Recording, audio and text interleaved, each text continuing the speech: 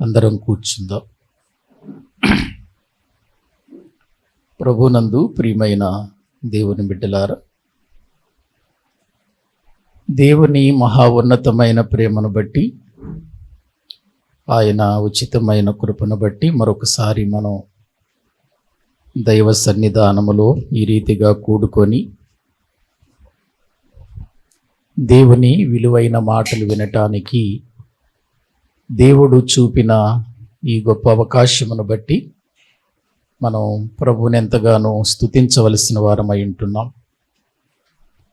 Bible గ్రంథములో నుండి మనము ప్రతి శనివారము సామెతల గ్రంథాన్ని గురించి ధ్యానం చేసుకుంటున్నాము.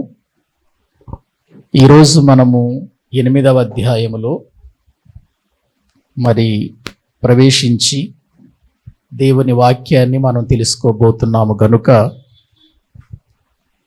దేవుని వాక్యానికి మనము వెళ్ళే ముందు చిన్న ప్రార్థన చేసుకుని వాక్య భాగములోనికి వెళదాం. మమ్ములను అతి మిక్కిలిగా ప్రేమించిన మా ప్రియ పరలోకపు తండ్రి, మీ శ్రేష్టమైన ఘనమైన ఉన్నతమైన నామానికి స్తుతులు చెల్లిస్తూ ఉన్నాం. ఈ రాత్రి సమయమందు మరొకసారి మేమందరము మీ సన్నిధానములో ఈ రీతిగా కూడుకొని మిమ్మలను స్తుతించుటకు, ఘనపరచుటకు, నీ వాక్యాన్ని ధ్యానించుటకు మీరు మాకు అనుగ్రహించిన ఈ మంచి అవకాశాన్ని బట్టి మిమ్మలను స్తుతిస్తున్నాం. తండ్రి, గత కొన్ని నెలల నుండి సామెతల గ్రంథములో మీరు వ్రాయించినటువంటి సంగతులను మేము ధ్యానిస్తూ ఉన్నాము తండ్రి. మరలా ఈరోజు మేము 8వ అధ్యాయములో ఉన్న విషయాలను ధ్యానించటానికి మేము వెళుతూ ఉండగా మీ సన్నిధి మాతో కూడా ఉంచండి. నీ పరిశుద్ధాత్మ సహాయము, నడిపింపు మీరు మాకు అనుగ్రహించమని ప్రార్థిస్తూ ఉన్నాం.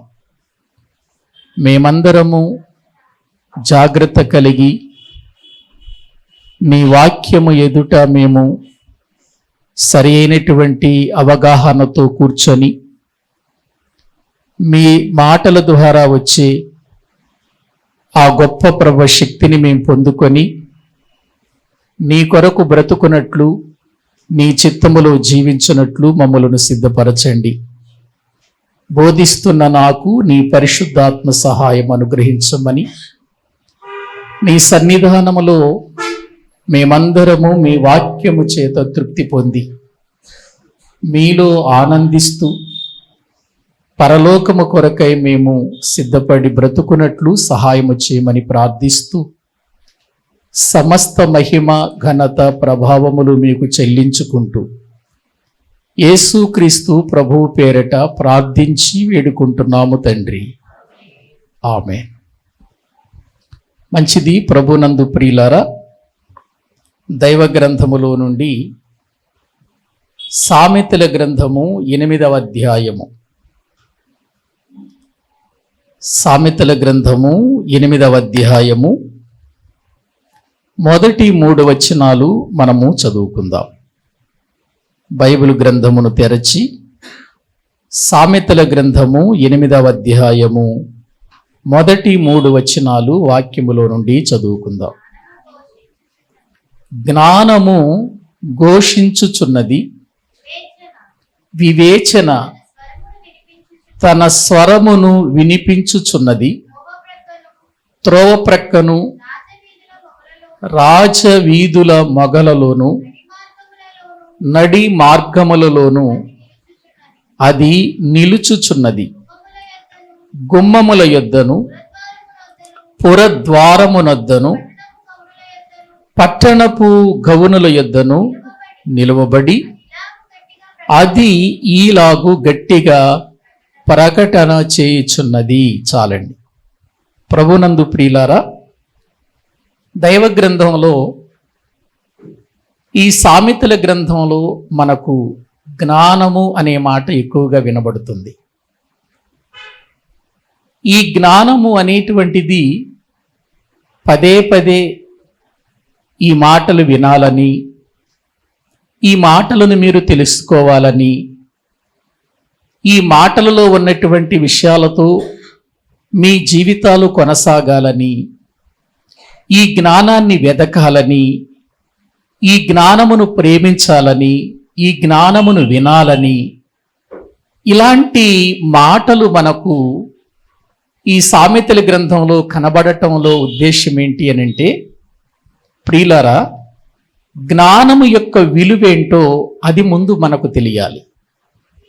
జ్ఞానము అనగానే మనకు ఈ లోక సంబంధమైన జ్ఞానం, చదువును బట్టి వచ్చే జ్ఞానం, లేక ఈ లోక సంబంధమైనటువంటి విధానాలలో రాజకీయ సంబంధమైన జ్ఞానం, లేకపోతే లోక సంబంధమైన జనరల్ నాలెడ్జ్, ఈ విషయంలో వచ్చేటువంటి ఇవి మన బ్రతుకులలో కొంతవరకు మాత్రమే ఉపయోగపడతాయి.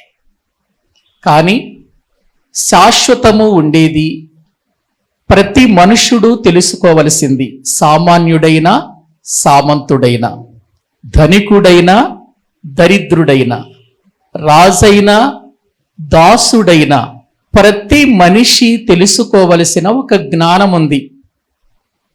ప్రియులారా, ఆ జ్ఞానం మనమందరము కూడా తెలుసుకోవాలట. నేను ఈ సామెతల గ్రంథాన్ని ప్రారంభిస్తున్నప్పుడే ఈ జ్ఞానము ఎవరో చెప్పాను. నేను కొరింథీయులకు రాసిన మొదటి పత్రికలో 1వ అధ్యాయము 20వ వచనంలో ప్రియులారా యేసుక్రీస్తును గురించి మాట్లాడుతూ వ్రాయబడినటువంటి మాటలు ఒక్కసారి చూడండి. జ్ఞాని ఏమాయను, శాస్త్రి ఏమాయను, ఈ లోకపు తర్కవాది ఏమాయను, ఈ లోక జ్ఞానమును దేవుడు వెర్రితనముగా చేసి ఉన్నాడు కదా. దేవుని జ్ఞానానుసారముగా లోకము తన జ్ఞానము చేత దేవునిని ఎరుగకుండినందున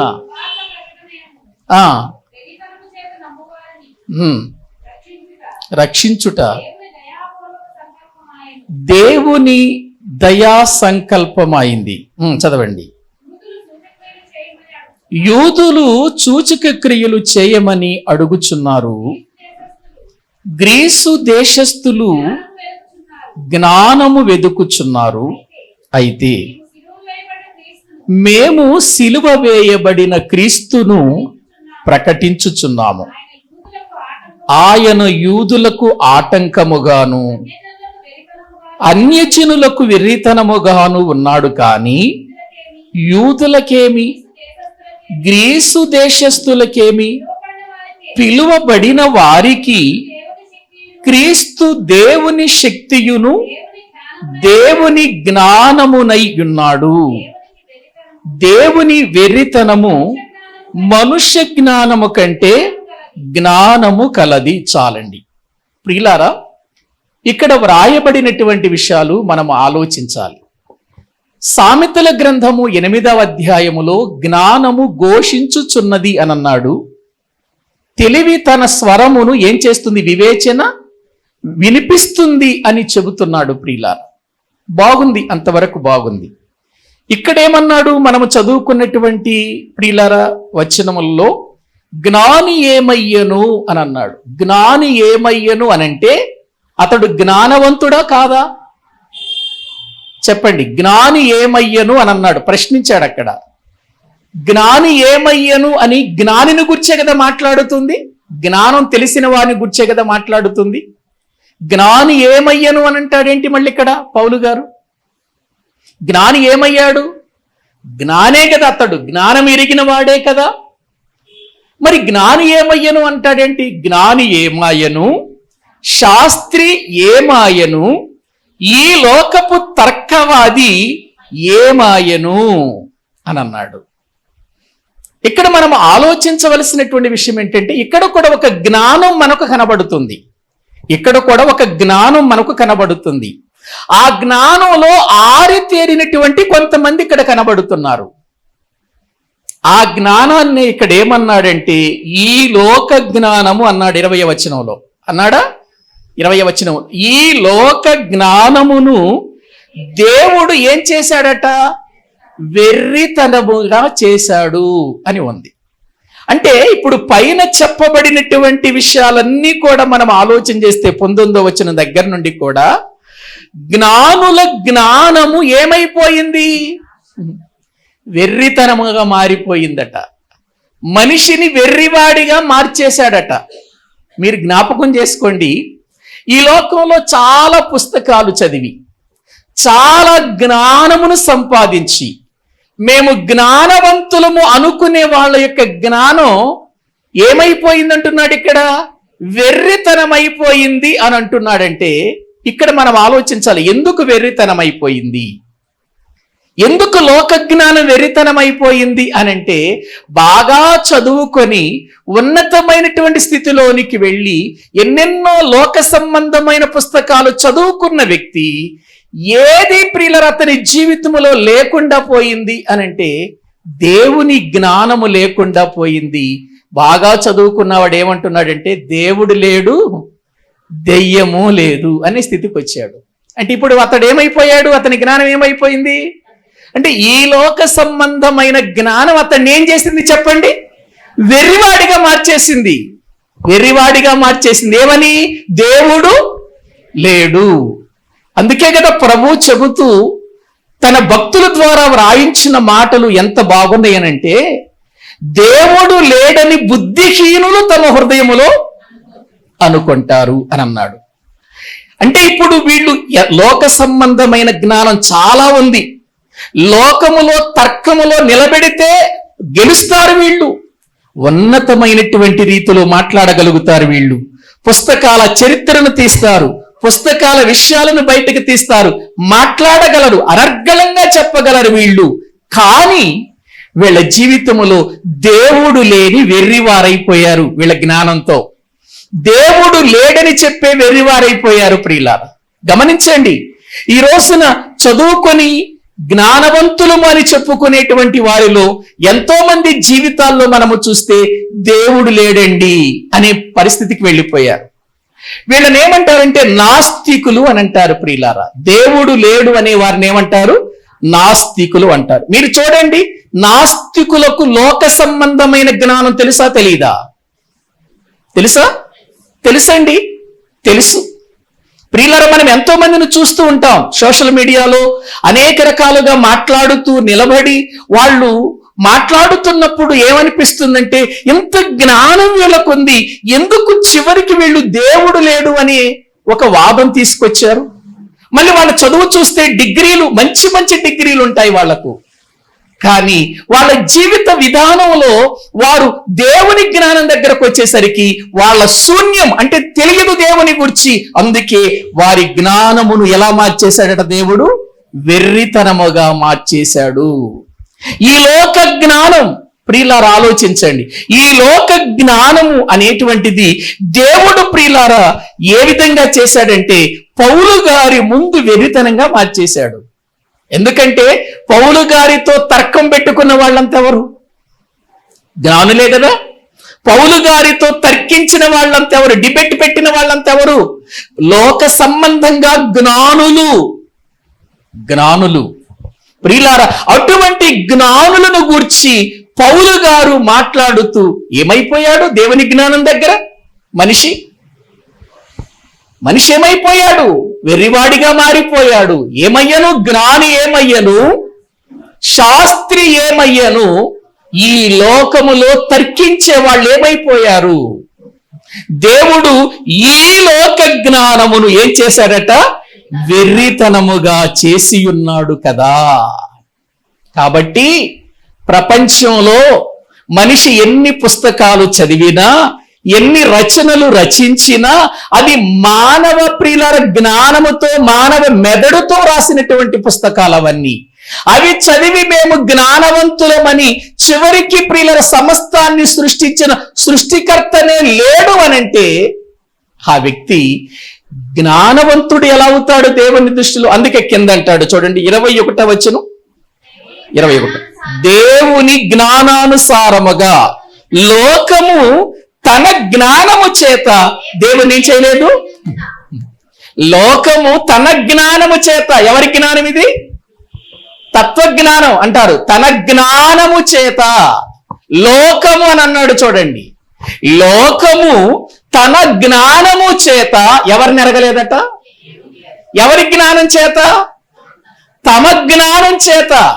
మనుషుని జ్ఞానం ప్రియులారా ఎవరిని ఎరగకుండా చేసింది చెప్పండి? దేవునిని ఎరగకుండా చేసింది. ఇప్పుడు చెప్పండి ప్రియులారా, జ్ఞానము ఘోషిస్తుంది అని అంటున్నాడే, ఏ జ్ఞానాన్ని గురించి మాట్లాడుతున్నాడు? లోక జ్ఞానమా? ఏమంటే ఒక్కసారి మీరు ఆలోచిస్తే అక్కడే అంటాడు, దేవుని జ్ఞానానుసారముగా లోకము తన జ్ఞానము చేత దేవునిని ఎరుగకుండినందున అని అన్నాడు. ఇది లోక జ్ఞానం. ఇంకా మీరు చూస్తే 22వ వచనం చదవండి. 22వ వచనం, యూదులు సూచక క్రియలు చేయమని అడుగుచున్నారు, గ్రీసు దేశస్థులు ఏమి ఎదుగుతున్నారు చెప్పండి? అసలు గ్రీసు దేశం అంటేనే జ్ఞానం. ఏవండి, గ్రీసు దేశం అంటేనే జ్ఞానం. గ్రీసు దేశస్థులు ఏమడుగుతున్నారు చెప్పండి? జ్ఞానం అడుగుతున్నారు. జ్ఞానం అడుగుతున్నారు. అంటే ఇప్పుడు గ్రీసు దేశంలో ఉన్న వాళ్ళు కూడా ప్రియులారా ఏం కావాలని కోరుకుంటున్నారు? జ్ఞానం కావాలని కోరుకుంటున్నారు. ప్రియులారా ఇప్పుడు వీళ్ళు జ్ఞానం కావాలి కోరుకుంటూ ఉన్నతమైనటువంటి చదువులతో ఉన్నతమైనటువంటి స్థానంలో నిలిచింది గ్రీసు దేశం ఆనాడు. ఇప్పుడు ఆలోచించేద్దాం, ఈ గ్రీసు దేశంలో ఇంత జ్ఞానమున్నా వీళ్ళలో ఉన్నటువంటి బలహీనత చూడండి. ఒక విషయాన్ని చూపిస్తాను వాక్యములో నుండి. ప్రియులారా లేఖనాలను మనం చూస్తే మార్కు సువార్త ఇంత జ్ఞానమున్నా వీళ్ళ జీవితాలలో ప్రియులారా తెలియంది ఏంటో వాక్యములో నుండి మనము చూద్దాం. మార్కు సువార్త 7వ అధ్యాయము. మార్కు సువార్త 7వ అధ్యాయము 26వ వచనం చదవండి.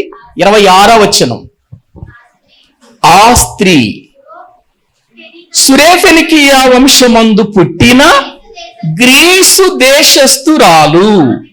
ఆమె తన కుమార్తెలో నుండి ఆ దయ్యమును వెళ్ళగొట్టమని ఆయనను వేడుకొనెను. ఇక్కడ మనకు ఒక స్త్రీ కనబడుతుంది. ఎవరు ఆ స్త్రీ? కనాను స్త్రీ. ఒక పెద్ద వంశానికి చెందిన స్త్రీ.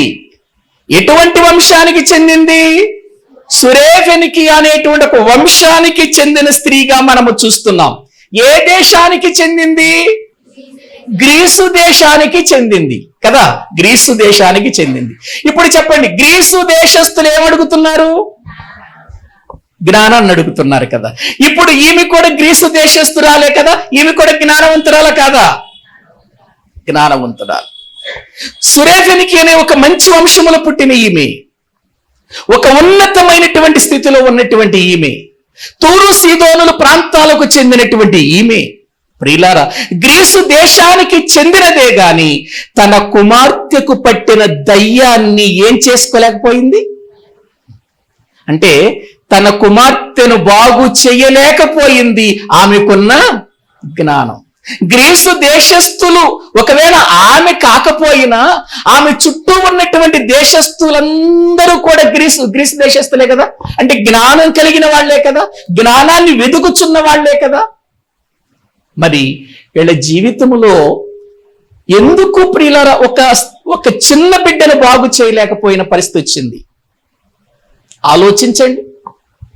నిజంగా వీళ్ళ పరిస్థితిని చూస్తే గ్రీసు దేశస్థులు జ్ఞానం అంటే వీళ్ళకి బాగా ఇష్టం గనుక, జ్ఞానం అంటే వీళ్ళు ప్రియులారా పడి చేస్తారు గనుక, జ్ఞానం మీద ఆధారపడిపోతారు గనుక, జ్ఞానాన్ని వెతుకుతారు గనుక ప్రియులారా వీళ్ళు చాలా సుసంపన్నులుగా ఎదిగారండి. వీళ్ళు ఒక గొప్ప స్థాయిలో ఎదిగారండి. వీళ్ళు డబ్బు విషయంలో కొదవలేదండి. పాత నిబంధనలోకి వెళితే మనం జకరియా గ్రంథము 9వ అధ్యాయం, జకరియా గ్రంథము 9వ అధ్యాయం 3వ వచనం చదవండి. 9వ అధ్యాయము జకరియా గ్రంథం 3వ వచనం. తూరు పట్టణపు వారు ప్రాకారము గల కోటను కట్టుకొని ఇసుక రేణువులంత విస్తారముగా వెండిని వీధులలోని కసువంత విస్తారముగా సువర్ణమును ఏం చేశారట? సమకూర్చుకున్నారు. ఎవరు? తూరు సీదోనుల ప్రాంతం. మరి ఈమె ఆ ప్రాంతానికి చెందిందేగా. ఈమె ఆ ప్రాంతానికి చెందిందో లేదో చూద్దాం రండి. మత్తయి సువార్త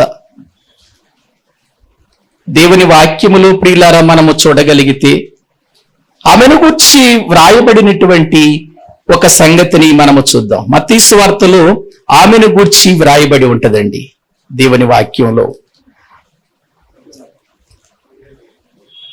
చూడండి, చదవండి.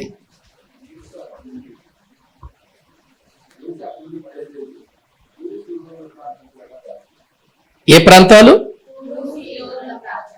తూరు సీదోనుల ప్రాంతములకు వెళ్ళగా ఇదిగో ఆ ప్రాంతముల నుండి ఎవరట? కనాను స్త్రీ ఒకతే వచ్చి, ప్రభువా, దావీదు కుమారుడా, నన్ను కరుణింపుము. చాలండి. అంటే ఇప్పుడు చెప్పండి, ఈ సురేఫెనికియ వంశములో పుట్టిన ఈమె, గ్రీసు దేశానికి చెందిన ఈమె ఏ ప్రాంతాల నుండి వస్తుంది? తూరు. అంటే తూరు సీదోనుల ప్రాంతం ఏ దేశానికి చెందింది? అది గ్రీసు దేశానికి చెందినది. ఇప్పుడు తూరు పట్టణపు వారు జకర్యా గ్రంథంలో చదువుకున్నాం కదా, ప్రాకారము కలిగిన కోటలు కట్టుకున్నారట. ఏ కోటలు? ప్రాకారము కలిగిన కోటలు ఎవరికుంటాయి? ఏవండి, ఏమంటారు వాళ్ళని? జమీందారులు అంటారు.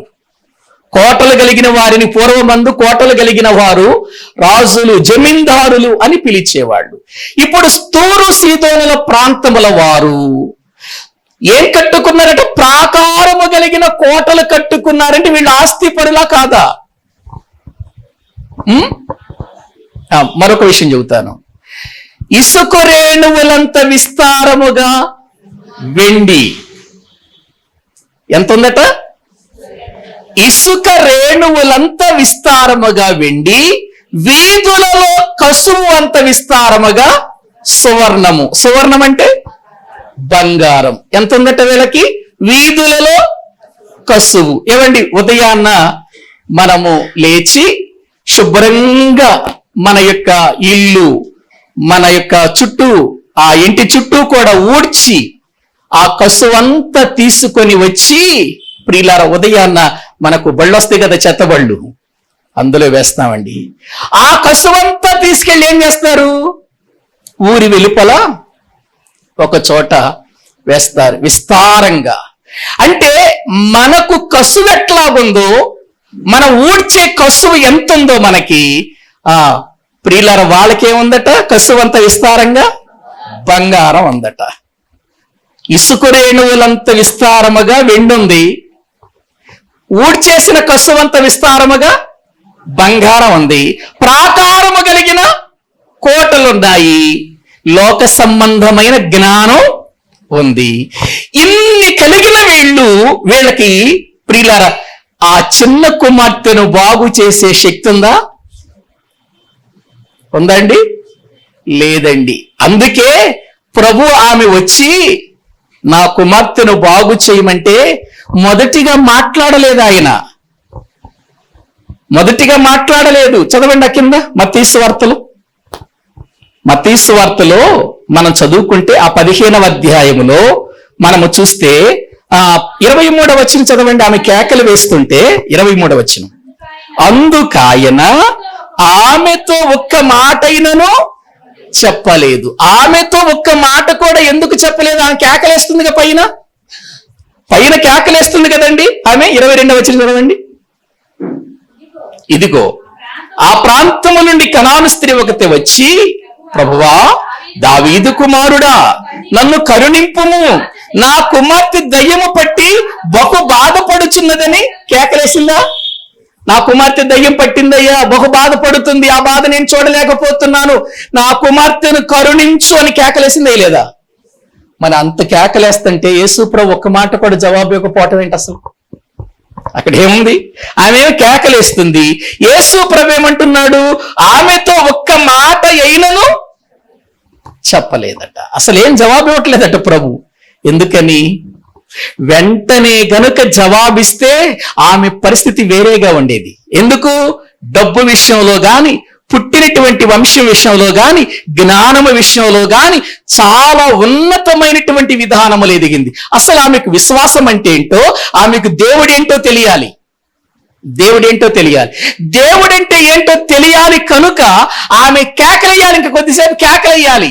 నా డబ్బు నా కుమార్తెను బాగు చేయలేకపోయింది, నా వెండి బంగారాలు నా కుమార్తెను బాగు చేయలేకపోయాయి, నాకున్నటువంటి వంశం గొప్ప పేరు నా కుమార్తెను బాగు చేయలేకపోయినాయి, నాకున్నటువంటి గ్రీసు దేశంలో ఉన్న జ్ఞానం నా కుమార్తెను బాగు చేయలేకపోయింది. దేవుడున్నాడు, ఇదిగో ఆయనే జ్ఞానం అని ఈమెకు అర్థం కావాలి. ఈమెకు అర్థం కావాలి. ఈమెకు అర్థం కావాలంటే వెంటనే స్వస్థపరిచి పంపించేస్తే అర్థం అవుతుందా?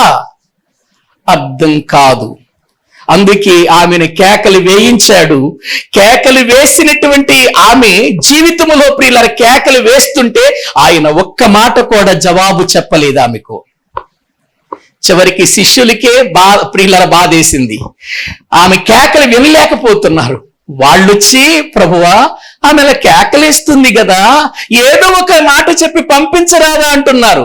ఆ కేకలు ఆయనకి వినపట్టలేదా? పక్కనే కదా ఉంది. ఒకసారి చదవండి ఆ మాటలు. బైబిల్ గ్రంథంలో మనము చూస్తే ఈమె మన వెంబడి వచ్చి కేకలు వేయుచున్నది కనుక ఈమెను పంపివేయమని ఆయనను ప్రభువా ఏదోటి చెప్పి పంపించేయి అంటున్నారు. లేదు, ఆమె ద్వారా దేవుడు ఏదో గొప్ప కార్యం చెయ్యాలి. ఏదోటి చెప్పి పంపిస్తే ప్రయోజనం ఉంది? ఏదో ఒకటి చెప్పి పంపిస్తే ప్రయోజనం ఏంటిది? వచ్చిన ఆమె యూదురాలు కాదు. ఆమె ఎవరు? ఒక అన్యురాలు, గ్రీసు దేశం నుండి వచ్చిన ఒక జ్ఞానవంతురాలు, మంచి వంశములో పుట్టినటువంటి ప్రియులారా మంచి ఉన్నతమైన స్థాయిలో ఉన్నటువంటి ఈమెకు ఇప్పుడు ఆయన ఏదో ఒక మాట చెప్పి పంపిస్తే ఆమె వలన ఏం ప్రయోజనం ఉండదు. ఆమెను బట్టి అనేకులు మారాలి. దేవుని యొక్క జ్ఞానం ఏంటో ఆమెకు అర్థం కావాలి. ఇప్పటి వరకు వాళ్ళు ఏమనుకుంటున్నారు? మేము జ్ఞానవంతులం, మా వంశం గొప్పది, మేము గొప్పవారం, మాకు వెండి ఉంది, బంగారం ఉంది, ఆస్తులున్నాయి, ప్రాకారము కలిగిన కోటలున్నాయి, ఇవే దేవుడు అనుకుంటున్నారు. కానీ అసలైన దేవుడు వాళ్ళకి అర్థము కాలేదు. ఇప్పుడు దేవుడు అర్థం కావాలంటే ఆమెతో సంభాషించాలి. ఆమెలోనికి ఒక గొప్ప విశ్వాసం రప్పించాలి ప్రియులారా. అందుకే ప్రభు ఆమెతో ఒక్క మాట అయినా చెప్పలేదు. ఇదిగో శిష్యులు వచ్చి అంటున్నారు, ప్రభువా ఆమెకి ఏదో ఒక మాట చెప్పి పంపించేరేదంటే వాళ్ళతో ఏమన్నాడు? ఒక మాట చూడండి, 24వ వచనం. ఆయన ఇశ్రాయేలు ఇంటి వారై నశించిన గొర్రెల యొద్దకే గాని మరి ఎవని యొద్దకును నేను పంపబడలేదు. నేను ఇశ్రాయేలు ఇంటి వారై నశించిన గొర్రెల యొద్దకే గాని మరి ఎవని యొద్దకును నేను పంపబడలేదు అన్నాడు. అంటే ఆయన ఇశ్రాయేలీలకేనా? మిగిలిన వారికి ఆయన రక్షకుడు కాదా? మిగిలిన వారికి ఆయన ప్రభువు కాదా? మిగిలిన వారికి ఆయన ప్రియులార విమోచకుడు కాదా? మిగిలిన నశించిన వారి పరిస్థితి ఏంటి? నశించిన ఇశ్రాయేలీల ఇంటికి నేను వచ్చానంటున్నాడు. ఇప్పుడు ఇది అక్కడున్న వాళ్ళకి అర్థం కావాలి, ఆమెకు కూడా అర్థం కావాలి. అప్పుడు వెంటనే ప్రియులారా ఆమె ఏమంటుందో చూడండి. ఇప్పుడు 25వ వచనం. అయినను ఆమె వచ్చి చదవండి, ఆయనకు మ్రొక్కి ప్రభువా నాకు సహాయము చేయమని అడిగెను. ఇప్పుడు ఆమె అడుగుతుంది డైరెక్ట్. ఇప్పుడు ఆమె అడుగుతుంది. ఇప్పుడు ఎవరు కేకలేసింది? ఇప్పుడు ఆమె అడుగుతుంది, ప్రభువా నాకు సహాయం చేయమని అడుగుతుంది. అప్పుడు మళ్ళీ ఏమన్నాడు ఆయన? చదువు. అందుకాయన పిల్లల రొట్టె తీసుకొని కుక్క పిల్లలకు వేయుట యుక్తము కాదు. పిల్లలెవరు? ఏమండి, ఇక్కడ వాక్యములు అంటున్నాడు, పిల్లల రొట్టె తీసుకొని కుక్క పిల్లలకు వేయట యుక్తము కాదు. పిల్లలెవరు? కుక్క పిల్లలెవరు? ఏవండి, యేసు ప్రభు మాట్లాడుతున్న మాటలు చూడండి. అక్కడ ఆమె వచ్చి, ప్రభువా నాకు సహాయం చేయి అని అడుగుతుంటే, పిల్లల రొట్టె తీసుకొని కుక్క పిల్లలకు వేయట యుక్తము కాదు అంటున్నాడు అనంటే, పిల్లలెవరు ప్రియులారా? కుక్క పిల్లలెవరు? ఆలోచించండి. పిల్లలు అంటే దేవుని జ్ఞానము కలిగిన వారు, దేవుని జ్ఞానము ఎరిగిన వారు, దేవుని జ్ఞానములో నడిచేవారు.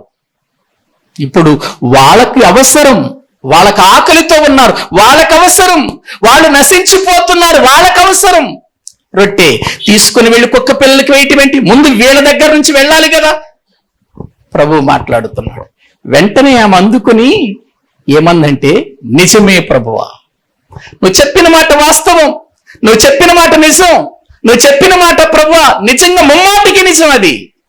కానీ ఒక విషయం చెప్పనా, కుక్క పిల్లలు కూడా యజమానుని బల్ల మీద నుంచి పడే రొట్టె ముక్కలు తినును కదా. ఈ సంగతి ఆమెకి ఎట్లా తెలుసు? ఈ సంగతి ఆమెకి ఎట్లా తెలుసు? ఒక యజమానునికి ఒక బల్ల, ఆ బల్ల మీద రొట్టెలు, ఆ రొట్టెలు క్రింద పడటం, కుక్క పిల్లలు వాటిని తినటం. ఈమెకి ఎలా తెలుసు? ఈమె ఆ స్థితిలో నుండి వచ్చిందే కదా. ఈమె సామాన్యురాలా కాదు కదా. ఈ వంశము గొప్పది, డబ్బున్నటువంటి వారు, ఆస్తులు ఉన్నటువంటి వారు, లోక సంబంధమైన జ్ఞానం ఉన్నటువంటి వారు, ఎంత గొప్ప వంశములో పుట్టి ఎంత ఉన్నతమైన స్థానములో ఎదిగిన ఈమెకు ఇది పెద్ద విషయం కాదు. ఎందుకంటే ఆమె రోజు తింటున్నప్పుడు ఆ రొట్టె ముక్కలు క్రింద పడుతున్నాయేమో, తమ కుక్క పిల్లలు తింటున్నాయేమో, బాగా ఆన్సర్ ఇచ్చింది ఆమె. ఈ ఆన్సర్లోనికి తీసుకురావటానికి ప్రభు ఆమెతో మాట్లాడలేదు చాలాసేపు. నిజమే ప్రభువా, ఒకవేళ అక్కడ ఉన్న వాళ్ళు ఏంటిరా ప్రభు ఇలా మాట్లాడుతున్నాడు ఏంటి, ఆమెను పట్టుకొని కుక్క పిల్ల అంటున్నాడేంటి, పిల్లల రొట్టె మొక్క తీసుకొని కుక్క పిల్లలకు వేయుట యుక్తం కాదంటున్నాడంటే ఆమెను కుక్క పిల్ల అన్నట్టే కదా. ఆమె ఏమంటుందో, ఎక్కడ రివర్స్ అవుతుందో, ఎక్కడ ఎదురు తిరుగుతుందో, విరోధంగా మాట్లాడుతుందేమో అక్కడున్న వాళ్ళు చూస్తున్నారు. కానీ ప్రియులారా, వాళ్ళు అనుకున్న దానికంటే ఈమె విధానం ఒక ప్రియులారా అద్భుతమైనటువంటిదిగా ప్రభు కనపడుతుంది. నిజమే ప్రభువా, వెనక్కి తిరిగి వెళ్ళిపోలేదు ఆమె. నువ్వు కుక్క పిల్లవి, నీకు రొట్టె ముక్క తీసి వేయటం మంచిది కాదు అన్నంత మాత్రాన్ని వెళ్ళిపోలేదు. నిజమే ప్రభువా, కుక్క పిల్లలు కూడా తమ యజమానుని బల్ల మీద నుండి పడు రొట్టె ముక్కలు తింటాయి కదా. ఈ విషయం ప్రభువుకు తెలీదా? ఈ విషయం ప్రభువుకు తెలీదా? యజమానుడు ఉంటాడు, యజమానుడికి రొట్టెలు ఉంటాయి, ఆ రొట్టెలు తినేటప్పుడు ముక్కలు పడతాయి, కుక్క పిల్లలు తింటే అన్న సంగతి యేసు ప్రభువుకు తెలీదా? ఏవండి, ఆమె నోటి చేత చెప్పించాలి. ప్రియులారా, మనకు తెలుసు లాజరు ధనవంతుని యొక్క ప్రియులార చరిత్రను మనము చూస్తుంటున్నప్పుడు లాజరు దేనికోసం ఎదురు చూశాడు? లాజరు దేనికోసం ఎదురు చూశాడు? అక్కడ ధనవంతుని యొక్క ప్రియులారా బల్ల మీద నుంచి పడే రొట్టె మొక్కలు తనకు దొరుకుతాయేమోనని చూచాడు. ప్రియులారా చూచాడు, కానీ దొరకలేదు ఆయనకి. ఇక్కడ ఆమె చెప్పినటువంటి మాటను జ్ఞాపకం చేసుకుంటే ఆమె తన జీవితంలో తన ఆస్తిని గురించి మర్చిపోయింది, తనకున్న వంశాన్ని మర్చిపోయింది.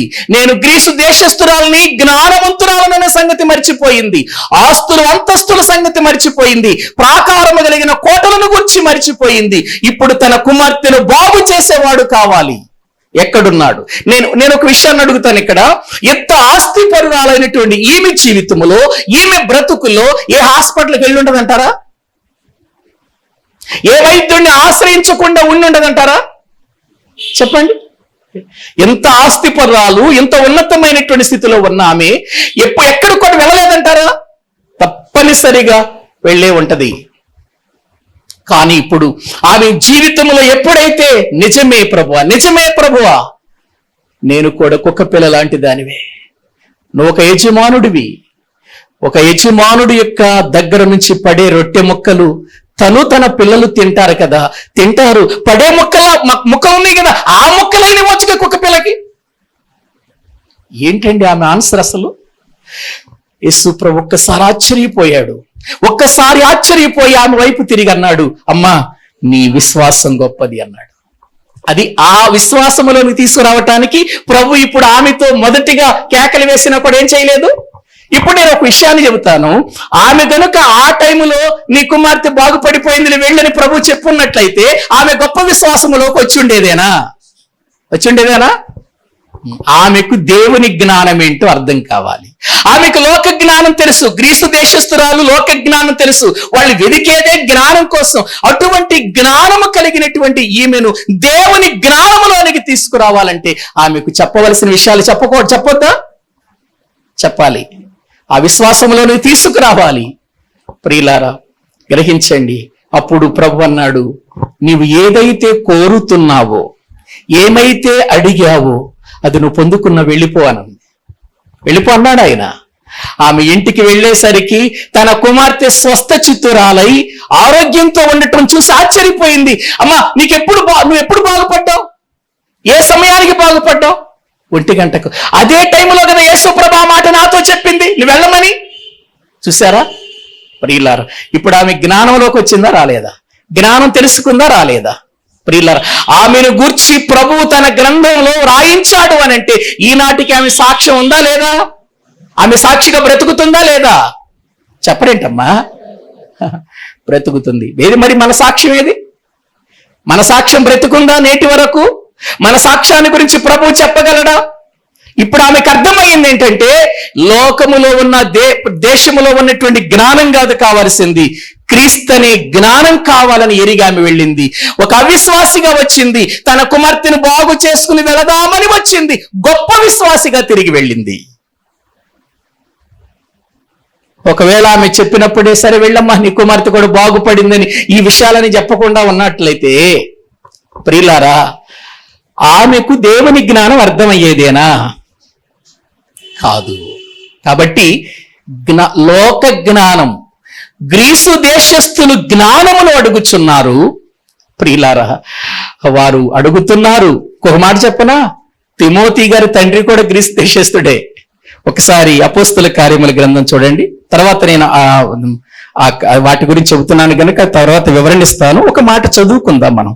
అపోస్తుల కార్యముల గ్రంథం 16వ అధ్యాయము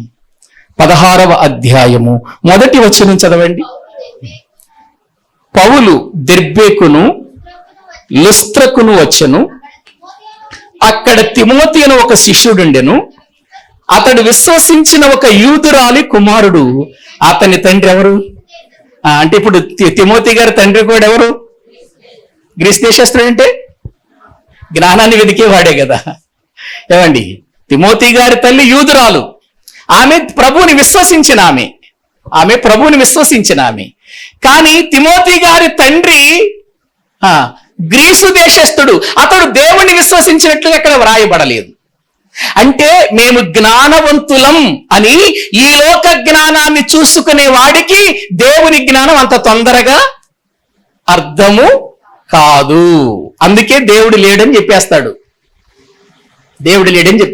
అందుకే ఇప్పుడు ఏమంటున్నాడు ప్రభు తన వాక్యములంటే జ్ఞానము ఘోషించుచున్నది. ఏవండి, జ్ఞానం ఏమవుతుందండి? ఘోషించుచున్నది. జ్ఞానము ఘోషించుచున్నది. రండి ఇప్పుడు మన వాక్య భాగములోనికి వెళదాం. సామెతల గ్రంథము 8వ అధ్యాయము 1వ వచనాన్ని మనము చదువుకుందాం. జ్ఞానము ఘోషించుచున్నది, వివేచన తన స్వరమును వినిపించుచున్నది. ఎక్కడ వినబడుతుంది చూడండి, ఎక్కడ ఘోషిస్తుంది చూడండి. త్రోవ ప్రక్కన. ఎక్కడ? రాజ వీధుల మొగలలో. ఎక్కడ? నడి మార్గములలో నిలబడింది. గుమ్మముల యొద్దకు వచ్చేసింది. ఊరి ద్వారాల దగ్గరకు వచ్చేసింది.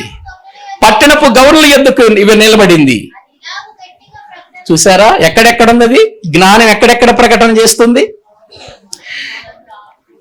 ఇప్పుడు వీటన్నిటిని బట్టి మనం చదువుకుంటే ఒక్కొక్క వచనం కూడా చదవండి. ముందుకు రండి. సామెతల గ్రంథం దేవుని వాక్యములు ప్రియులారా మనం ముందుకు వస్తే 1వ అధ్యాయము 20వ వచనం చదవండి. జ్ఞానము ఎక్కడ? వీధులలో కేకలు వేయుచున్నది, సంత వీధులలో బిగ్గరగా పలుకుచున్నది, గొప్ప సందడి గల స్థలములలో ప్రకటన చేయుచున్నది, పురద్వారములలోను పట్టణములోను జ్ఞానము ప్రచురించుచు. ఏమండి, ఒక్క మాట మరొకసారి దేవుడు వ్రాసాడు అనంటే అది తప్పనిసరిగా ప్రతి ఒక్కరూ తెలుసుకోవలసిన జ్ఞానం అని మనం గుర్తించాలి. జ్ఞానము ప్రియులారా వీధులలోనికి వెళ్ళిపోతుంది, త్రోప్రక్కకి వెళ్ళిపోతుంది, నడి మార్గాల్లోనికి వెళ్ళిపోయింది, రాజుల దగ్గరికి వెళ్ళిపోయింది, రాజుల మొగల దగ్గరికి వెళ్ళిపోయింది, సంత వీధుల్లోనికి వెళ్ళిపోయింది, పురద్వారాల దగ్గరికి వెళ్ళిపోయింది, పట్టణాల్లోనికి వెళ్ళిపోయింది, చివరికి గుమ్మాల దగ్గర కూడా. ఎంత సమీపంగా ఉంది చెప్పండి. ఇప్పుడు గుమ్మం దగ్గరకు వచ్చిందంటే అర్థం ఏంటండి? మన గుమ్మాల దగ్గరకు వచ్చేసింది జ్ఞానం అంటే అర్థం ఏంటి? దగ్గరికి ఉందనా దూరంగా ఉందనా? చాలా సమీపంగా ఉంది. నీ గుమ్మము దగ్గరకు వచ్చేసింది ప్రియులారా, నీ గుమ్మము దగ్గరకు వచ్చేసింది, చాలా సమీపముగా ఉంది. ఎందుకో తెలుసా అండి? గుమ్మము దాకా ఎందుకు వచ్చిందో తెలుసా? గుమ్మము దాకా ఎందుకు ప్రవేశించిందో తెలుసా? జ్ఞానం ఎందుకు ప్రవేశించిందో తెలుసా? ఇక్కడే పాపము పొంచి ఉందట, ఇక్కడే పాపం పొంచి ఉందట. ఒకసారి ఆదికాండము 4వ అధ్యాయము 4వ వచనం చదవండి.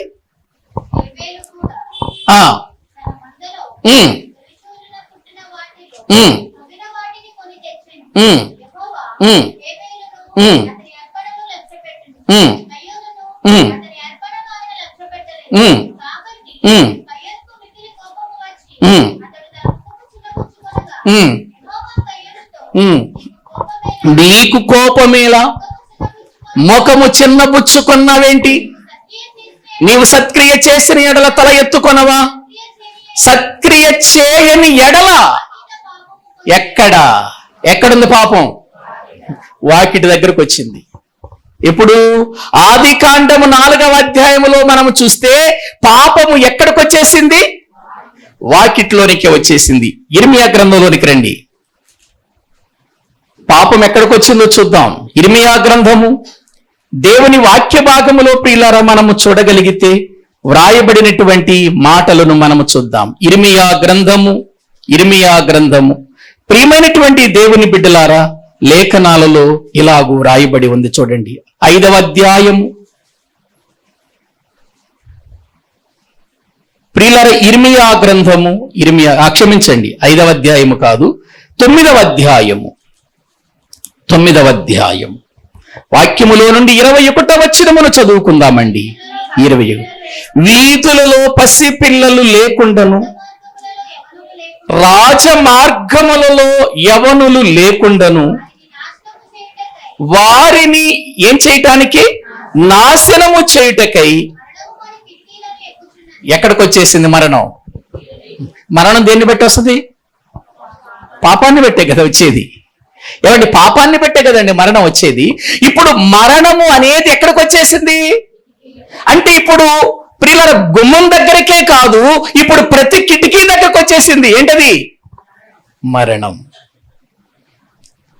ఇంత దగ్గరగా వచ్చినటువంటి ఈ మరణము తప్పించటానికి, మానవ జీవితాన్ని బాగు చేయటానికి, నాశనమైపోయే పరిస్థితి నుండి తప్పించటానికి ఇప్పుడు ఘోషిస్తూ నీ ముందు నిలబడింది ఏంటి చెప్పండి? జ్ఞానం. ఎందుకు ఘోషిస్తుంది? ఘోష ఎట్లా ఉంటుంది చెప్పండి? ఘోష మనం చెప్పిన వినదు, మనం చెప్పిన ఆగదు. ఓసారి మనం పిల్లల్ని కొట్టినప్పుడు వాళ్ళు తొందరగా ఆపరు. ఏమని చెప్పి ఆపరా ఎంతసేపు ఏడుస్తావారు, ఆపరంటే వాడు ఆపనప్పుడు మనం ఏంటవరే ఏంట్రా ఈ ఘోష ఏంటిరా, ఇంట్లో ఈ ఘోష ఏంట్రా బాబు, ఎంతసేపు ఏడవద్దురా నువ్వు, ఇది ఏడిస్తే నాశనం అంటాం కదా మనం. ఘోష అంటే చెప్పిన ఆగదు. సముద్రము దగ్గరికి వెళితే సముద్రములు ఘోషిస్తుంటాయి, ఆగండి అలలారా, ఆగండి, ఘోష ఆపండి అని అంటే ఆగుతుంది? అది ఆగదు ప్రియులారా. ఎందుకు ఆగదు? ఇదిగో నా స్వభావం ఇది. మీకు అర్థం కావాలి ఈ ఘోష ఎందుకో ప్రియులారా. ఇళ్లలో ఘోష వినబడుతుంది, బయట ఘోష వినబడుతుంది, ఎక్కడ చూసినా ఘోష వినబడుతుంది. కారణం వీధులలో పసిపిల్లలు లేకుండా చేయటానికి, రాజమార్గములలో యవనస్తులు లేకుండా నాశనము చేయటానికి మరణము కిటికీలకు ఎక్కుచున్నది. అందుకే ఇప్పుడు జ్ఞానం వీధుల్లోనికి వచ్చింది, ఇప్పుడు జ్ఞానం రాజమార్గంలోనికి వచ్చింది, ఇప్పుడు జ్ఞానం ప్రియులారా ప్రపంచములో ఉన్న ప్రతి వీధి దగ్గరికి వెళ్ళింది, ప్రతి ఇంటి గుమ్మాన్ని తడుతుంది. మారండి, మారండి, తెలుసుకోండి ప్రభువుని, మీ జీవితాలు మార్చుకోండి. ఎప్పుడు మీరు నాశనమైపోతారో మీకు తెలియదు. మరణము కిటికీలకు వచ్చేసింది. చూసారా? అంటే మరణము దగ్గరికి వచ్చే కొలది మారమని ఘోష పెడుతూ జ్ఞానం కూడా మన దగ్గరికి వచ్చేసింది. ఎందుకు వచ్చేసింది? మరణం దగ్గరకు వచ్చినప్పుడు జ్ఞానం ఎందుకు వచ్చింది అని అంటే, నువ్వు జ్ఞానము లేనివానిగా చనిపోతే, దేవుడు లేనివానిగా చనిపోతే, వాక్యము లేనివాడిగా చనిపోతే, మార్పు చెందని వాడిగా చనిపోతే, రక్షణ లేనివాడిగా చనిపోతే నిత్య నరకము కాచుకొని ఉంది. ఆనాడు ఇర్మియా ద్వారా దేవుడు ప్రజలకు చెబుతున్న మాటలండి. ప్రియులారా, ఇంకొక మాట చదువుతారా? ఇర్మియా గ్రంథములో, దేవుని వాక్యములో ప్రజలు ప్రియులారా ఎటువంటి పరిస్థితిలో ఉన్నారు అని మనం ఒకసారి ఆలోచన చేస్తే, అదే ఇర్మియా గ్రంథము ప్రియులారా 9వ అధ్యాయము ప్రభువు మాట్లాడుతూ ఏమంటున్నాడు ఒకసారి 23వ వచనము చదవండి. యెహోవా ఈలాగు సెలవిచ్చుచున్నాడు, జ్ఞాని తన జ్ఞానమును బట్టి, జ్ఞాని ఏ జ్ఞానాన్ని బట్టి? తన జ్ఞానాన్ని బట్టి, లోక జ్ఞానాన్ని బట్టి, తన జ్ఞానాన్ని బట్టి అతిశయింపకూడదు. శూరుడు తన శౌర్యమును బట్టి అతిశయింపకూడదు. ఐశ్వర్యవంతుడు తన ఐశ్వర్యమును బట్టి అతిశయింపకూడదు. అతిశయించువాడు భూమి మీద ఏం చూపుతూ? కృప చూపుతున్నాడంటే జ్ఞానాన్ని నీ దగ్గరకు పంపిస్తున్నాడు. చూపుచు నీతి న్యాయములను జరిగించుచున్న యెహోవాను నేనే అని గ్రహించి నన్ను పరిశీలనగా తెలుసుకొనుటను బట్టియే అతిశయింపవలెను. అట్టి వాటిలో నేను ఆనందించు వాడనని. ఇదిగో నీ దగ్గరకు వచ్చాను, నీ జ్ఞానాన్ని బట్టి అతిశయిస్తున్నావా? నీకున్న డబ్బును బట్టి అతిశయిస్తున్నావా? నీకున్న బలాన్ని బట్టి అతిశయిస్తున్నావా? నీకున్న రౌతులను బట్టి అతిశయిస్తున్నావా? వీటిని బట్టి కాదు నువ్వు అతిశయించాల్సింది. నీ మధ్యకు నేను ప్రవక్తలు పంపిస్తున్నాను, నా మాటలు పంపిస్తున్నాను, నా జ్ఞానాన్ని పంపిస్తున్నాను. మారండి, కృప చూపుతున్న యెహోవా ఈయనని గ్రహించి పరిశీలనగా తెలుసుకోండి మీరు ఆయన్ని. చూసారా అండి ఎక్కడికి వెళ్ళిపోతుంది జ్ఞానం? ఏవండి, ఈ రోజున మీరు జ్ఞాపకం చేసుకోనండి, ఇప్పుడు ఇలా అడవుల మధ్యలోని కూడా వెళ్ళిపోతుంది జ్ఞానం. సువార్త అందనటువంటి ప్రాంతాలకు వెళ్ళిపోతుంది జ్ఞానం. ఎలా? రేడియోల ద్వారా, టీవీల ద్వారా వెళ్ళిపోతుందా? వెళ్ళిపోవట్లేదా? మూల ప్రాంతాల్లో కూడా వెళ్ళిపోతుంది. ఎందుకు ఘోషిస్తుంది? ఇక సమయము చాలా తక్కువగా ఉంది గనుక ఘోషిస్తుంది. నువ్వు మారమని చెబుతుంది. అందుకే గ్రీసు దేశస్థులు జ్ఞానముని వెదుకుచున్నారు. ఈ లోక జ్ఞానాన్ని బట్టి మనుషుడు దేవుని ఎరుగని వాడిగా ఉన్నాడు. నాకేంటి, నేను బాగా చదువుకున్నాను, మంచి స్థితిలోనికి వెళ్ళిపోయాను, ఉన్నతమైనటువంటి చదువుల్లోనికి వెళ్ళిపోయాను అంటూ ఈ లోక జ్ఞానాన్ని బట్టి అతిశయపడుతూ ఉంటే దేవుడు అంటున్నాడు, వద్దు, ఆ జ్ఞానము నిన్ను రక్షించదు. ఆ జ్ఞానము దేవుడెవరో నీకు తెలుపదు. ఆ జ్ఞానము నిన్ను పరలోకానికి తీసుకుని వెళ్ళదు. అందుకే నేను పరలోకము నుండి ఒక జ్ఞానాన్ని పంపించాను. ఆ జ్ఞానం ఇప్పుడు నీ ద్వారాల దగ్గరికి వచ్చేసింది. ఏవండి, ఇప్పుడు చెప్పండి, మైకు శబ్దము ద్వారా వింటున్నప్పుడు మైకు శబ్దము ఎన్ని ద్వారాల దగ్గరికి వెళ్ళిపోతుందండి? ఎన్ని గుమ్మాల దగ్గరికి వెళ్ళిపోతుందండి మైక్ శబ్దం? మారండి, బ్రతుకులు మార్చుకోండి. నరకం రెడీగా ఉంది మీకోసం. జాతి మత కుల భేదము లేకుండా మీ బ్రతుకులు మార్చుకోండి. క్రీస్తు రక్తము చేత మీరు కడుక్కోండి. ఆయన రక్తమే మనం ప్రతి పాపము నుండి విడిపిస్తుంది అని ఆ జ్ఞానం కేకలేస్తుంటే, ఘోషలు పెడుతుంటే ఎందుకు పట్టించుకోవట్లేదు మనుషుడు? ఎందుకు పట్టించుకోవట్లేదు మనుషుడు? చూడండి, ఇప్పుడు రండి సామెతల గ్రంథంలోనికి. మనుషులకే కదా ఆ మాటలు చెబుతుంది. 4వ వచనం, 8వ అధ్యాయము 4వ వచనం. మానవులారా మీకే, ఎవరికో కాదు, ఎవరికట? మీకే. మనుషులారా మీకే అన్నాడు. చూడండి, మీకే అన్నాడా? మీకు కూడా అన్నాడా? మీకే అంటే ఇది జంతువులకు కాదు, పశువులకు కాదు, పక్షులకు కాదు, సృష్టికి కాదు, మీకే. మానవులారా మీకే, మనుషులారా మీకే. చూసారా ఎంత స్పష్టంగా చెబుతున్నాడో? మానవులారా మీకే నేను ప్రకటించుచున్నాను, నరులకు మీకే నా కంఠస్వరము వినిపించుచున్నాను. జ్ఞానము లేని వారలారా జ్ఞానము ఎట్టిదైనది తెలుసుకొనుడి. బుద్ధిహీనులారా బుద్ధి ఎట్టిదైనది యోచించి చూడుడి. చూసారా, మానవులారా మీకే చెబుతున్నా, మీకే ఈ కంఠస్వరం. చూసారా, జ్ఞానము వీధులలో వెళుతుంది, రాజమార్గములోనికి వెళుతుంది, సంత వీధుల్లోనికి వెళుతుంది, తోప్రక్కకు వెళుతూ ఉంది, పట్టణపు ప్రియుల పొరాల్లోనికి, పురద్వారాల దగ్గరికి వెళుతుంది, గుమ్మాల దగ్గర కూడా వచ్చేస్తుంది. మనుషుడు మారట్లేదు. మనుషుడు ఎందుకో వాక్యానికి లోబడటం లేదు, ఎందుకో ఈ జ్ఞానాన్ని తన జీవితంలోనికి ఆహ్వానించుకోవటం లేదు ప్రియులారా. అందుకే ఎంతగా ప్రభు కేకలు వేస్తున్నా మనుషులు విననొల్లని వారైపోయారు. బాధపడుతున్నాడు ఆయన, వేదన చెందుతున్నాడు. సమయం దగ్గరకు వచ్చింది, అన్నిటి అంతము సమీపమై ఉన్నది.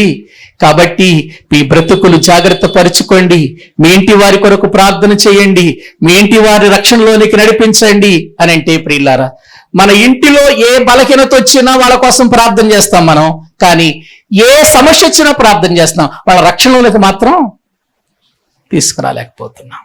ప్రియులారా, రేపు వారు నరకానికి వెళ్ళిపోతే ఏంటి పరిస్థితి?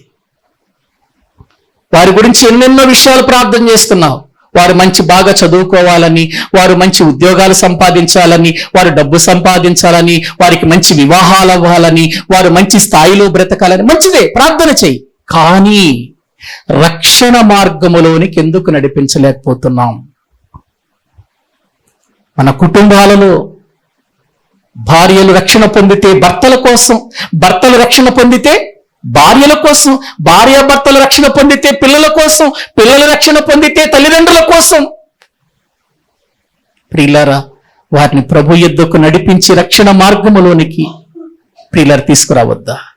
జ్ఞానము కేకలు వేస్తున్నా, ఘోషిస్తున్నా, ఇదిగో అది ప్రచురిస్తున్నా, మానవులారా మీకే ఈ కంఠస్వరం మీకే అని చెబుతున్నా, ఎందుకు మనుషులు వింటలేదు? జ్ఞానం ఎట్టిదైనది తెలుసుకోండి, అసలు జ్ఞానం అంటే ఏంటో మీరు తెలుసుకోండి, ఎట్టిదైనది తెలుసుకోండి అని అంటున్నాడు. ప్రియులారా, జ్ఞానం తెలుసుకోవాలంటే ఎంత ఉన్నతమైన జ్ఞానమో తెలుసది. ఒకసారి రోమీలకు రాసిన పత్రికలోనికి రండి. బైబిల్ గ్రంథంలో రోమీలకు రాసినటువంటి పత్రిక 11వ అధ్యాయము, రోమీలకు రాసిన పత్రిక 11వ అధ్యాయము వాక్యములో 33వ వచనం చదవండి ప్రియులారా. 33వ వచనం. ఆహా, దేవుని బుద్ధి జ్ఞానముల బాహుళ్యము ఎంతో గంభీరము, ఆయన తీర్పును శోధింపనెంతో అశక్యములు, ఆయన మార్గములెంతో అగమ్యములు, ప్రభువు మనస్సు ఎరిగినవాడు ఎవడు? ప్రశ్న ఏంటి? ఒక ప్రశ్న అక్కడ వేయబడుతుంది చూడండి. ప్రభువు మనస్సును ఎరిగినవాడు ఎవడు? ఏమండి, ఇక్కడ పైన మాట్లాడుతేమనంటే, ఆహా, దేవుని బుద్ధి జ్ఞానముల బాహుళ్యము ఎంతో గంభీరం అనంటూ ఆయన ఏమనంటే, ఆయన తీర్పులు శోధింపనెంతో అశక్యములు అన్నాడు. అంటే ఇప్పుడు ప్రియులారా, ఆయన బుద్ధి జ్ఞానములు బాహుళ్యం ఎంతో గంభీరం అన్నాడు. ఇప్పుడు ఆయన తీర్పులు కూడా గుర్తించండి అంటున్నాడు. ఆయన బుద్ధి జ్ఞానములను గురించి ఆలోచించండి, అవి గంభీరంగా కనబడతాయి. ఇదిగో ఆయన తీర్పులు కూడా తెలుసుకోండి, అవి ఎటువంటివి అన్నాడు? శోధింపనెంతో అశక్యములు అని అన్నాడు ప్రియులారా. అంటే ఇప్పుడు దేవుని తీర్పులు కూడా ఉన్నాయా? దేవుని తీర్పులు కూడా ఉన్నాయి మనిషి మీద, ఉన్నాయి. అందుకే ఏమంటున్నాడంటే, తీర్పు ఉంది మనుషుడా, నీవు జీవించిన జీవితాన్ని బట్టి తీర్పు ఉంది. నీ పుట్టుకలో దేవుడిచ్చినటువంటి ఒక ఉన్నతమైన స్థానాన్ని మర్చిపోయావు. నిన్ను పుట్టించటంలో ఆయన ఉద్దేశాలు మర్చిపోయావు. నిన్ను పెంచటంలో ఆయన ఉద్దేశాలు మర్చిపోయావు. నీకు ఆయుష్నివ్వటంలో ఆయన ఉద్దేశాలు మర్చిపోయావు. నీకు ఆరోగ్యం ఇవ్వటంలో ఆయన ఉద్దేశాలు మర్చిపోయావు. ఇప్పటికైనా నీ జీవితంలో మరలా తిరిగి నీ బ్రతుకెందుకో, నీ జీవితం ఎందుకో, నీ స్థితి ఎందుకో తెలుసుకో. ఎంతో గంభీరమైన ఆయన బుద్ధి, ఎంతో గంభీరమైన ఆయన జ్ఞానం, ఎంతో గంభీరమైన ఆయన యొక్క బాహుళ్యం తెలుసుకో నువ్వు. తర్వాత తీర్పు కూడా ఉంది. తీర్పులు కూడా ఉన్నాయి నీ జీవితాన్ని బట్టి. దేవుడు నీకు ఇచ్చిన జన్మను బట్టి తీర్పు అడుగుతాడు. నీకు ఇచ్చిన భవిష్యత్తును బట్టి తీర్పు అడుగుతాడు. ఆయన నీ జీవితంలో ప్రియులారా ఇదిగో ఇచ్చిన ఆయుష్ను బట్టి, ఆరోగ్యాన్ని బట్టి, నీకు ఇచ్చిన కాలాన్ని బట్టి, నీకు ఇచ్చిన సమయాలను బట్టి, అన్నిటిని బట్టి కూడా తీర్పులోనికి తీసుకొస్తాడా, తీసుకురాడా? వస్తాం, తీర్పులోకి వస్తావు. తీర్పులోనికి వచ్చిన తర్వాత నీ అంతిమ తీర్పు సరైన విధానములో లేకపోతే జీవిత ఖైదుగా నరకానికి వెళ్ళిపోవాలి నువ్వు. లోకంలో జీవిత ఖైదు అనుకుంటే 14 సంవత్సరాలు, కానీ దేవుడు వేసేటువంటి జీవిత ఖైదు అంటే ఏంటిక? నువ్వు ఉన్నంత కాలం ఎక్కడ ఉండాలి? నిత్య నరకంలో ఉన్నాడు. ఎంతకాలం ఉంటా నరకంలో?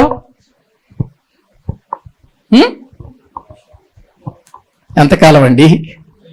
రక్షణ పొందిన మీకన్నా తెలుసా ఎంతకాలం? 1 సంవత్సరం నుంచి తీసేస్తాడు అనుకుంటున్నారు ఏంటి? ప్రియులారా, అక్కడ సమయం ఉండదు, రోజులు గడవ. అక్కడ భూమి ఉందా? అక్కడ సూర్యుడు ఉన్నాడా రోజులు గడవటానికి? ఉందా? అక్కడేమన్నా అమ్మయ్య ఈ పగలైపోయింది, ఇంకొక పగలు, రెండో పగలైపోయింది, మూడో పగలు, అలా పగలు రాత్రి ఉంటుందా? ఉండవు కదండి. అక్కడ ఇంకేముంటది? అక్కడ భూమి లేనప్పుడు, సూర్యుడు లేనప్పుడు, ఆకాశ నక్షత్రాలు లేనప్పుడు, గ్రహాలు లేనప్పుడు, ఈ సృష్టి క్రమము లేనప్పుడు రోజు ఎక్కడ ఉంటది? అక్కడ ఉండదు కదా అక్కడ రోజు.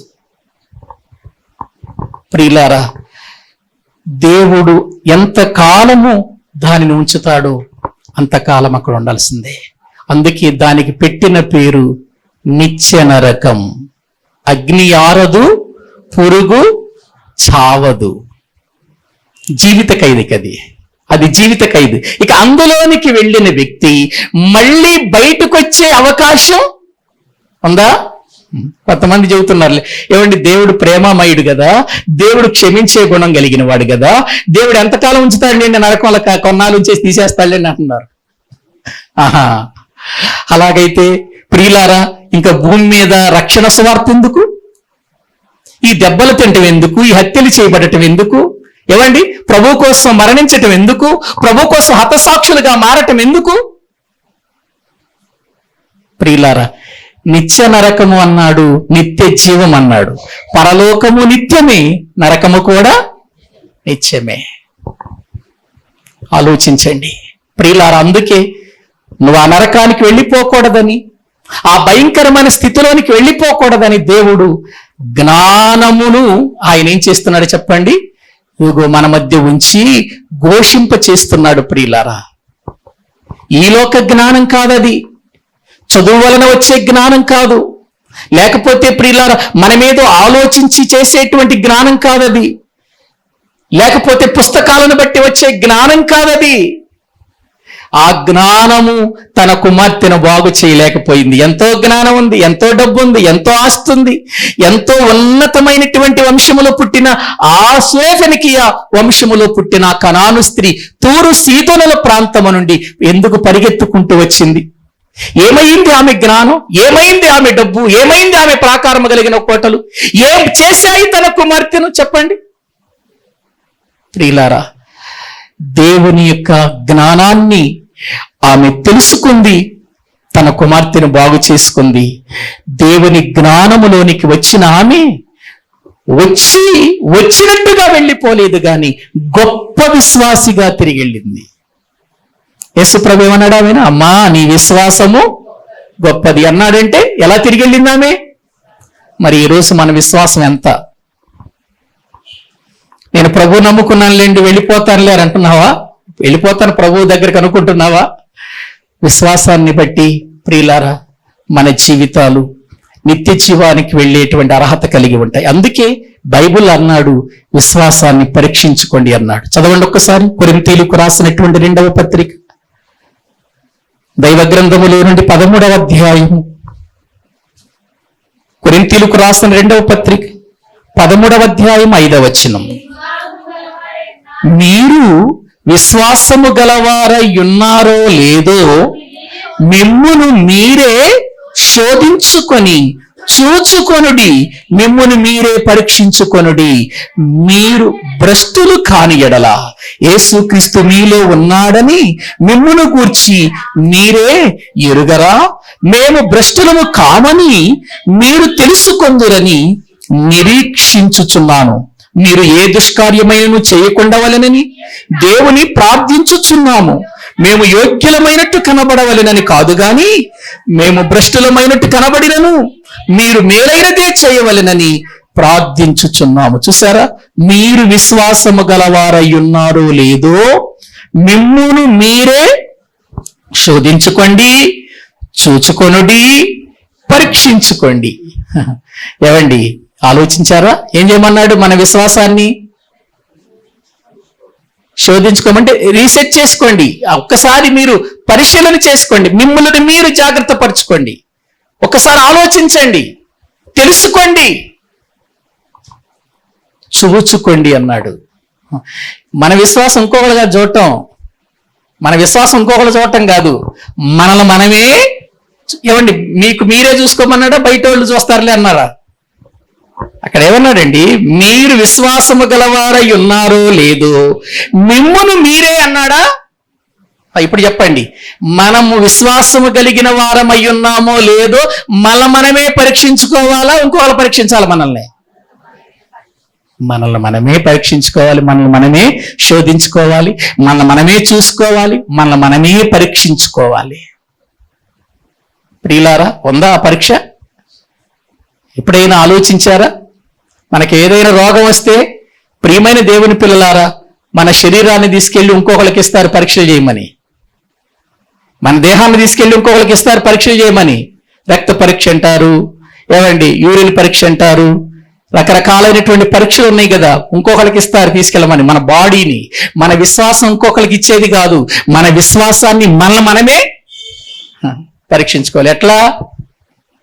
ఎట్లా పరీక్షించుకోవాలి? ఒక ఇంజెక్షన్ తీసుకుని పొడుచుకోవాలా? మనమే బ్లడ్ తీయాలి బయటికి కాదు. వాక్యములు అక్కడే అన్నాడు చూడండి, దేవుని వాక్యములు 5వ వచనం మళ్ళీ చదవండి, చదవండి 4వ వచనం కూడా చదవండి. 4వ వచనం, బలహీనతను బట్టి ఆయన సిలువ వేయబడిన గాని దేవుని శక్తిని బట్టి జీవించుచున్నాడు. మేమును ఆయన యందుండి బలహీనులమై ఉన్నాము కానీ మీ ఎడల దేవుని శక్తిని బట్టి ఆయనతో కూడా జీవము కలవారము. మీరు విశ్వాసము గలవారై ఉన్నారో లేదో మిమ్మును మీరే శోధించుకొని చూచుకొనుడి, మిమ్మును మీరే పరీక్షించుకొనుడి. మీరు భ్రష్టులు కాని ఎడల యేసుక్రీస్తు మీలో ఉన్నాడని మిమ్మును గూర్చి మీరే. ఇప్పుడు మనము భ్రష్టులమో కాదో దేన్ని బట్టి తెలుస్తుంది? మనలో యేసుక్రీస్తు ఉన్నాడా లేదా? ఏమండి, ఉన్నాడా లేదా? యేసుక్రీస్తు ఉన్నాడా లేదా? ఇప్పుడు నేను చెబుతాను చూడండి, యేసుక్రీస్తు ఉన్నాడా లేదా అని ఎట్లా తెలిసిందండి అని మీరు అంటారనుకో. ఇప్పుడు మన మనసు ప్రియులారా ఒక టీవీ ముందుకు వెళ్ళి సినిమా చూడాలని అనిపించింది, సినిమా చూసాం. ఇప్పుడు యేసుప్రభు ఉన్నట్ట లేనట్ట? అర్థమైందా? అంటే అప్పుడు మనం ఏమనుకోవాలి? నాలో విశ్వాసము అది, ఇదిగో ఇది చూడకూడదు కాబట్టి చూడకూడదు దీనిని నేను చూస్తున్నాను అని దాని ఎదురుగా వెళ్ళావు, చూసావు. ఇప్పుడు ఎవరు లేరు అక్కడ? లేడు. ప్రియులారు వెళ్ళిపోయాడు అంటే నువ్వు చూస్తే ఆయన కూడా చూడమనా? లేడు, వెళ్ళిపోయాడు ఆయన. లేడు, ఆయన మనలో లేడు. విశ్వాసం తొలగిపోయింది. అసలు నిజంగా విశ్వాసమే ఉంటే మనం అక్కడ ఎందుకు జారిపోతాం? విశ్వాసమే ఉంటే మనం అక్కడ ఎందుకు బలహీనమైపోతాం? విశ్వాసమే ఉంటే అసలు దాని ఎదురుగా ఎందుకు వెళతాం? విశ్వాసమే ఉంటే అది చూడాలనే ఆలోచనను ప్రియులారా మనం ఎందుకు అంగీకరిస్తాం? అప్పుడు మనకు అర్థం కావాలి, నాలో ఏమి లేదు. ప్రియులారా మాట్లాడుతూ 4 బూతులు మాట్లాడేసాం అనుకో, ఇప్పుడు యేసుక్రీస్తు ఉన్నట్టా లేనట్టా మనలో? ఏమండి, ఇలా పరిశీలన చేసుకోవాలి. ఈరోజు నా జీవితం ఏంటి? ఎక్కడైనా నేను ప్రభువుని పోగొట్టుకున్నానా? నా విశ్వాసాన్ని జార విడుచుకున్నానా? ఎక్కడైనా భ్రష్టుడినైపోయానా? భ్రష్టురాలనైపోయానా? ఒక మాట చదవండి, ప్రార్థన చేసుకుందాం. హెబ్రీలకు రాసిన పత్రిక 12వ అధ్యాయం. హెబ్రీలకు రాసినటువంటి పత్రిక 12వ అధ్యాయము 15వ వచనాన్ని మనం చదువుకుందాం. మీలో ఎవడైనను దేవుని కృపను పొందకుండా తప్పిపోవునేమో అనియు చేదైన వేరు ఏదైనను మొలిచి కలవరపరుచుట వలన అనేకులు అపవిత్రులైపోవుదురేమో అనియు ఒక్క పూట కూటి కొరకు తన జ్యేష్ఠత్వపు హక్కును అమ్మి వేసిన ఏశావు వంటి భ్రష్టుడైనను ఉండునేమో అనియు జాగ్రత్తగా ఏచేమన్నాడు? చూచుకోండి అన్నాడు. ప్రియులారా, దైవ గ్రంథంలో మనము చూస్తున్నాం, ఎవరిలోనైనా ప్రియులారా భ్రష్టత్వం ఒకవేళ ఉందేమో చూసుకోమంటున్నాడు. చేదైన వేరు మొలిచి నీవు తప్పిపోయావేమో, భ్రష్టత్వం ప్రవేశించిందేమో, అలా తెలిసి కూడా జ్యేష్ఠత్వం ఇది దేవుడిచ్చింది, దీన్ని జాగ్రత్తగా కాపాడుకోవాలి, ఒక పూట కూటి కోసం అమ్మేసుకోవటం ఏంటి అని అనుకొని తన జీవితంలో ఒక్క పూట కూటిని వదిలేసుకొని జ్యేష్ఠత్వాన్ని నిలుపుకోవలసినటువంటి ఒక ఏశావు ఒక్క పూట కూటి కొరకు తన జ్యేష్ఠత్వాన్ని అమ్మి వేసుకొని భ్రష్టుడైపోయాడే. ఒక దేవుని సన్నిధిలో ప్రార్థించటం మాని, వాక్యం చదవటం మాని, ధ్యానించటం మాని, ఆరాధనకి వెళ్ళటం మాని, సహవాసముతో ఉండటం మాని భ్రష్టులుగా మనము ప్రియులారా చూడకూడనివి చూస్తూ, ప్రియులారా మన జీవితాలలో వెళ్ళే అవకాశం ఉన్న దేవుని మందిరానికి వెళ్ళకుండా, వెళ్ళాలనే మనసున్నా వెళ్ళకుండా మనము ప్రియులారా ఇంటి దగ్గరే ఉండి వాక్యానికి దూరమై, ప్రార్థనకు దూరమై, సహవాసానికి దూరమైపోయి ఉన్నామే. అదే భ్రష్టత్వం. ఆ భ్రష్టత్వం మన జీవితాన్ని విశ్వాసముల నుండి తొలగించింది. భ్రష్టులమైపోయాం. యేసుక్రీస్తు ఉన్నాడా లేదని ఇదే మన పరిశీలనలో తెలుసుకోవాలి. ఆలోచించండి ప్రియులారా. జ్ఞానము ఘోషిస్తుంది, వివేచన ప్రచురము చేస్తుంది. ఎక్కడో ఒక చోట కాదది, ప్రతి స్థలములోనికి వెళుతుంది. ఎందుకింత వేగంగా వెళుతుంది? పట్టణంలోనికి వెళుతుంది, పురద్వారాల్లోనికి వెళ్ళిపోతుంది, ప్రియుల రాజమార్గాల్లోనికి వెళ్ళిపోతుంది, ప్రియుల మొగలలోనికి వెళ్ళిపోతుంది, నడి మార్గములోనికి వెళ్ళిపోతుంది, సంత వీధులలో కేకలు వేస్తుంది, గుమ్మముల దగ్గరకు వచ్చేసింది. మనతో మాట్లాడుతున్నా ఇంకా మనము భ్రష్టులుగానే ఉండిపోయామా? ఎరగకుండానే, ఆ విశ్వాసములో జీవించకుండానే మనము ప్రియులారా అవిశ్వాసముతో జీవితాన్ని కొనసాగిస్తున్నామా? మానవులారా, మీకే ఈ ప్రకటన. కంఠస్వరం వినబడుతుంది, వినండి. ఎందుకు భ్రష్టులైపోతారు? గుమ్మం దాకా వచ్చేసింది మరణం, కిటికీల దగ్గరకు వచ్చేసింది మరణం. ఏ క్షణాన్న ఏమైపోతావో తెలియదు, నాశనము తరుముకుంటూ వస్తుంది. ఈ నాశనం నుండి తప్పించుకోవాలి అనంటే మీ ఇంటిలో ప్రార్థన ఉండాలి, వాక్యం ఉండాలి, విశ్వాసముతో కూడిన జీవితం ఉండాలి. ఇది అలా మరణిస్తే నిత్య జీవాన్ని పొందుకుంటావు. అందుకే ఇర్మియా కేకలేసి చెబుతున్నాడు, ఇర్మియా ఏడుస్తూ చెబుతున్నాడు, రోదనము చేసే స్త్రీలను కనుగొనండి, తమ పిల్లలకు అంగలార్ప విద్య నేర్పించే స్త్రీలను కనుగొనండి, తొందరగా కనుగొనండి, మరణం వచ్చేసింది ఇళ్లలోనికి. కేకలేసి చెబుతుంటే ఇర్మియా మాటలు వినలేదండి. ఆ రోజున ప్రజలు ఇర్మియా మాటలు వినలేదండి. బబులోను రాజు వచ్చాడు, ఎంతో మందిని చంపేశాడు, పిల్లలని లేదు, పెద్దలని లేదు, యవనస్తులని లేదు. రాజమార్గాల్లో రక్తము ప్రియులారా ప్రవహించింది, ఇళ్లలో రక్తము ప్రవహించింది. ఈ రోజున మనం కూడా మన గృహాలను అలా మార్చుకుందామా? ఇంత జ్ఞానం వింటూ కూడా వద్దండి. ప్రభు పాదాల దగ్గరికి వెళదామండి, మోకాళ్ళ మీదకి వెళదామండి.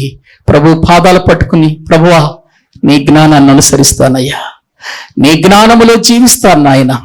నీ జ్ఞానము దగ్గరకు వచ్చిన సురేఫినికి ఆ వంశస్థురాలు తన జీవితంలో గొప్ప విశ్వాసిగా మారి వెళ్ళిందయ్యా. నా విశ్వాసములో నేను దిగజారిపోయే స్థితిలో ఉన్నానయ్యా. ఎన్నో రకరకాలైనటువంటి విధానాలలో బ్రతుకుతూ విశ్వాసాన్ని పరిశీలించుకునే సమయం కూడా లేకుండా నా జీవితాన్ని పాడు చేసుకుంటున్నానయ్యా. మన హృదయాన్ని దేవుని ఎదుట కుమ్మరిద్దాం. తలలు వంచి ప్రార్థన చేసుకుందాం. అందరూ కూడా తలలు వంచండి. ప్రియులారా, ప్రార్థన చేద్దాం. అందరము కూడా మోకరించండి. మోకరించగలిగిన వారు మోకరించండి. అడుగుదాం, ప్రభువా ఎక్కడ నేను భ్రష్టునైపోయాను, ఎక్కడ నేను భ్రష్టురాలినైపోయానయ్యా. నిజమేనా? నా ఇంటిలో ఏదేదో కావాలని కోరుకుంటున్నాను, కానీ నా ఇంటిలో రక్షణ పొందని వారు ఎంతో మంది ఉన్నారు.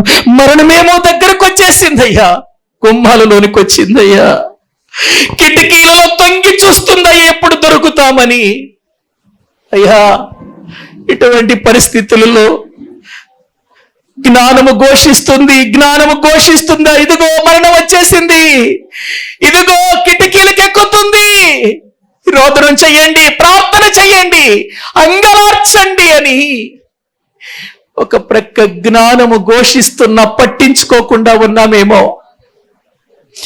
రేపే వార్త వింటామో తెలియదు, ఒక క్షణములో ఏ వార్త వింటామో తెలియదు. ప్రియులారా, అంత సమీపంగా వచ్చింది మరణం. అది భర్తల గురించే కావచ్చు, అది భార్యల గురించే కావచ్చు, అది పిల్లల గురించే కావచ్చు, అది ఎవరి గురించే కావచ్చు. ఇది నాన్న ప్రభు మనతో మాట్లాడుతున్నాడు. లోక జ్ఞానం ఉంది అనుకుంటున్నా, అది నిన్ను నాశనం నుండి తప్పించలేదు. లోకములో ఉన్నటువంటి తత్వజ్ఞానం ఉందనుకుంటున్నావు, అది దేవుని దృష్టిలో వెర్రితనమైపోయింది. వెర్రితనంగా మార్చేశాడు దేవుడు. అజ్ఞానము నిన్ను దేవుని ఎరగకుండా చేస్తుంది, దేవుని సన్నిధిలో ప్రార్థించకుండా చేస్తుంది, దేవుని సన్నిధిలో కన్నీరు కార్చకుండా ప్రార్థన చేస్తుంది. పరిగెత్తుకుంటూ వచ్చింది, అయ్యా నా కుమార్తె చావటానికి సిద్ధంగా ఉందయ్యా, ఆ కుమార్తె బాధపడుతుంటే నేను చూడలేకపోతున్నానయ్యా, నా కుమార్తెను బాగు చెయ్యవా. ఒక్క మాట కూడా జవాబు ఇవ్వటలేదు ప్రభు. అయినా విడిచిపెట్టడం లేదు. నాకు సహాయం చేయి, నాకు సహాయం చేయి. అమ్మా, పిల్లల రొట్టె ముక్క తీసుకుని కుక్క పిల్లలకి వేయను. అవునయ్యా, కుక్క పిల్లలు కూడా యజమానుని పళ్ళ మీద నుండి పడే రొట్టె ముక్కల కోసం ఎదురు చూస్తాయి, అవి తింటాయి కదా. నేను కూడా ఎటువంటి దాన్ని ఒక ముక్క పడే నాకు ఒక గొప్ప విశ్వాసిగా మారింది. దేవుని జ్ఞానాన్ని పొందుకొని వెళ్ళింది. ప్రియ సహోదరుడా, సహోదరి, వస్తున్నావు, వింటున్నావు, వెళ్ళిపోతున్నావు, ఏం పొందుకొని వెళుతున్నావు? ప్రార్థన చేద్దాం అందరూ కూడా కొన్ని నిమిషాలు.